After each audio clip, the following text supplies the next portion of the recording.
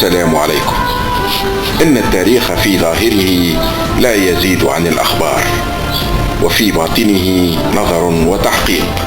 العلامة ابن خلدون. في حصتنا هذه من التاريخ باش نعيشوا مع بعضنا تاريخ تأسيس الكيان الصهيوني واحتلاله لدولة فلسطين.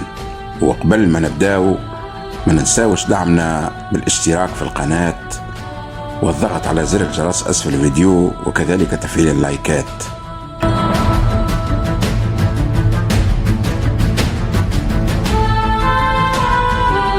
ما نجموش نحكيه على تأسيس الكيان الصهيوني من غير ما نحكيه على عائلة روتشيلد، العائلة اليهودية المعروفة بامتلاكها لنصف الثروات في العالم اليوم. باش نفهموا الرابط المشترك بين تأسيس الدولة الصهيونية وبين هذه العائلة الثرية جدا. في عام 1744 اتولد اليهودي ميشيل ماير روتشيلد في فرانكفورت في ألمانيا، اللي كانت ألمانيا وقتها تابعة للإمبراطورية الرومانية المقدسة. توفى أبوه وأمه بمرض الجدري، عافانا وعافاكم الله، وقتها عمره 12 عام. رباها عمه. كبر ماير على عقلية الربا والإقراض، وتعلم هذا من التاجر المشهور في ألمانيا وقتها اليهودي سيمون وولف أوبنهايمر، صاحب أكبر مصرف في فرانكفورت. اكسب ماير روتشيلد خبرة كبيرة في المعاملات التجارية المشروعة والغير مشروعة والربح السهل، لين ولاو الناس يستعينوا به، ولا مشهور ولا معروف، ولا يستعينوا به لتكبير ثرواتهم وكيفية التصرف فيها، فأصبح المقرب الأبرز للعائلة المالكة هناك. وبحكم قربه للعائلة المالكة اقترح ماير إنشاء بنك ويكون هو مديره، ومن خلاله يمكن إقراض التجار والفلاحين الصغار، إقراضهم المال بحثا عن الثراء السريع، ليلوجوا على الثراء السريع. وتم إنشاء أول بنك وقتها، وفي فترة صغيرة زادت الثروات المالية لذلك البنك، ومكنته السلطة المالكة من منحه أعلى رتبة لقب الدوق، يعني النبيل أو العمدة. تزوج ماير من مرأة يهودية وأسس المصرف التجاري الخاص به، وأطلق عليه اسم روتشيلد، معناها بالألمانية الدرع الأحمر، لأن والده كان يحط علامة تجارية حمراء أمام المقر التجاري متاعه. أنجب ماير روتشيلد 10 أبناء، علمهم الصرف وأصول الإقراض والتجارة.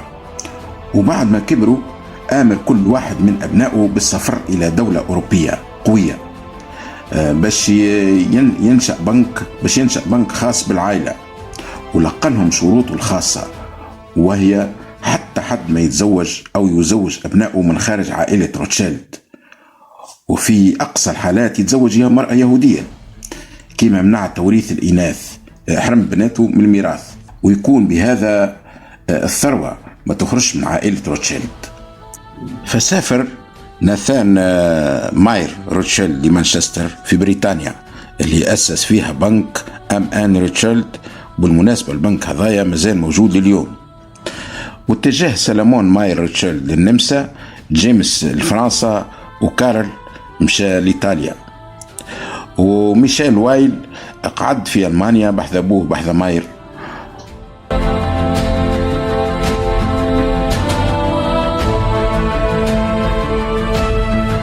بسرعة البرق كبرت ثروات عائلة روتشيلد، فأسسوا مشاريع ضخمة جدا، وشيئا فشيئا دخلوا للشأن السياسي، وأصبحوا ممولين للدول الموجودين فيها، إلى أن أصبحت عائلة روتشيلد أغنى عائلة في العالم، تتحكم في البورصات العالمية والذهب و إلى جانب افتعالهم للحروب وبتصرف منهم وافتعالهم للأزمات كذلك.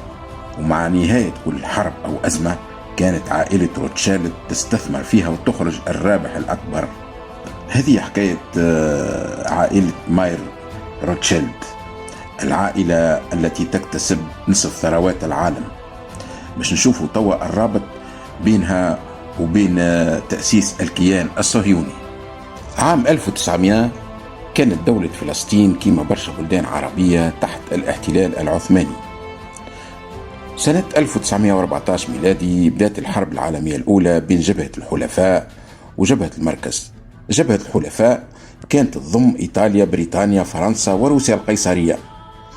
أما جبهة المركز فكانت تضم النمسا، ألمانيا، بلغاريا والإمبراطورية العثمانية. العرب في ذلك الوقت كانوا يتمنوا خسارة المركز للحرب، لأنه يضم الدولة العثمانية اللي كانت في ذلك الوقت تضطهد فيهم. وكان ما بين العرب وبريطانيا اتفاق على أنه إذا انتصر الحلف على المركز يتخلص العرب من الحكم العثماني ويكون حكمهم مستقل، والإمبراطورية العثمانية تخرج من أراضيهم. ولكن صارت اتفاقية سرية ما بين بريطانيا وفرنسا في شخص الدبلوماسي البريطاني مارك سايس والدبلوماسي الفرنسي جورج بيكو. الاتفاقية هذه في صورة انتصار الحلفاء، هذه اتفاقية سرية في صورة انتصار الحلفاء، فإنه سيكون هناك غنائم الانتصار وهو احتلال الدول العربية. فاختارت فرنسا لبنان وسوريا وجنوب تركيا وشمال العراق. أما بريطانيا فاختارت بقية العراق، الأردن وبعض من مدن فلسطين، وتبقى بقية المدن الأخرى في فلسطين كمنطقة دولية خاضعة للحكم الدولي، لا هي لفرنسا ولا هي لبريطانيا. وهذه الاتفاقية معروفة باتفاقية سايس-بيكو. اتفاقية سايس-بيكو نسبة لمارك سايس وجورج بيكو اللي أمضوا على الاتفاقية هذه. فكان في ذلك الوقت الاتفاقية في كامل السرية باش العرب يكملوا يقفوا مع الحلف في الحرب لا أكثر. ولكن في عام 1917 يعني صارت الحرب، الثورة البولشيفية في روسيا، فانفضح الأمر، أمر الاتفاقية السرية، والعرب فهموا الحكاية. لكن بريطانيا قلت لهم ما فما حد شيء من الحكاية، وكانت اتفاقية قديمة وما فما منها حد شيء، والاتفاق اللي تفهمنا فيه هذاك هو. وفي سنة 1918 انتهت الحرب العالمية الأولى بانتصار الحلفاء، يعني فرنسا وبريطانيا وروسيا وإيطاليا. فتم خداع العرب وطبقت اتفاقية سايس-بيكو مع تعديلات في أن أصبحت فلسطين بالكامل تحت الاحتلال البريطاني. يقول القائل: علاش خذت بريطانيا فلسطين بالكامل مش كما اتفاقية سايس-بيكو؟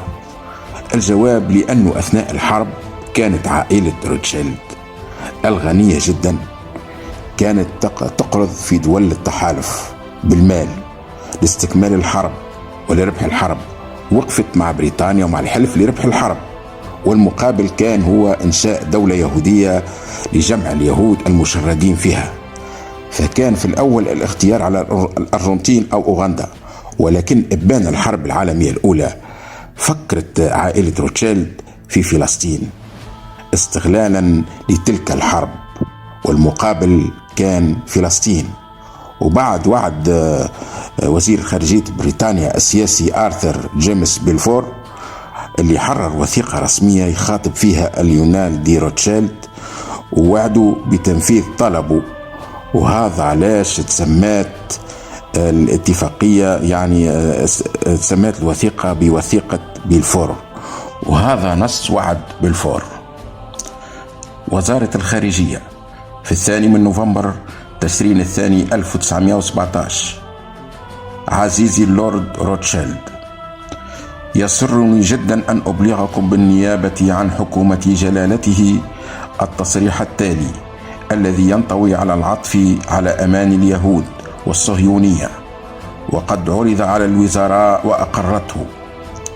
إن حكومة صاحب الجلالة تنظر بعين العطف إلى تأسيس وطن قومي للشعب اليهودي في فلسطين، وستبذل غاية جهدها لتسهيل تحقيق هذه الغاية، على أن يفهم جليا أنه لن يؤتى بعمل من شأنه أن ينتقص من الحقوق المدنية والدينية التي تتمتع بها الطوائف غير اليهودية المقيمة الآن في فلسطين، ولا الحقوق أو الوضع السياسي الذي يتمتع به اليهود في البلدان الأخرى.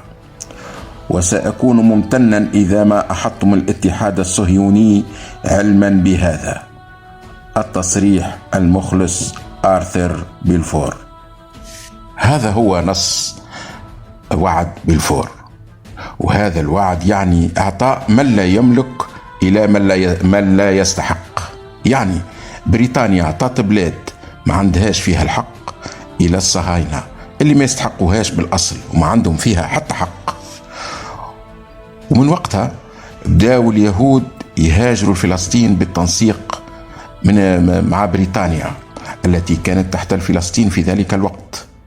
واصلت هجرة اليهود إلى فلسطين حتى العام 1948 عام النكبة، وكانت عائلة روتشيلد هي المكلفة بكل المصاريف ومكلفة بكل شيء يهم يعني نقل المهاجرين إلى فلسطين. عام النكبة في ذلك العام تم تهجير الفلسطينيين من أراضيهم بالقوة. يعني اليهودي اللي يدخل دار تولي داره بالقوة. وهك المعلومة اللي تقول أن الفلسطينيين باعوا ديارهم وأراضيهم مغالطة كبرى، واللي صار هو اغتصاب شرعنه شياطين الأرض. واللي ما يعرفش معاهدة سايس بيكو وثيقة بلفور يقرأهم حتى ويفهم حقيقة كل ما يصير اليوم لفلسطين. ونصيحة لكل عربي ما يسمعش الإعلام المسير تحت نبوذ الصهاينة. بالنهاية هذه حقيقة تكوين الكيان الصهيوني إسرائيل، الكيان الغاصب. وتقريبا طول مسنا كل ترابط بين المال الفاسد للربا والربح السهل لعائلة روتشيلد وتحكمهم بالعالم وتدميرهم لكل نفس حر يريد العيش بحرية. فإسرائيل هي صنيعة عائلة روتشيلد. إسرائيل اليوم هي نتاج لكل شيء فاسد، ولكن ما بني على باطل فهو باطل.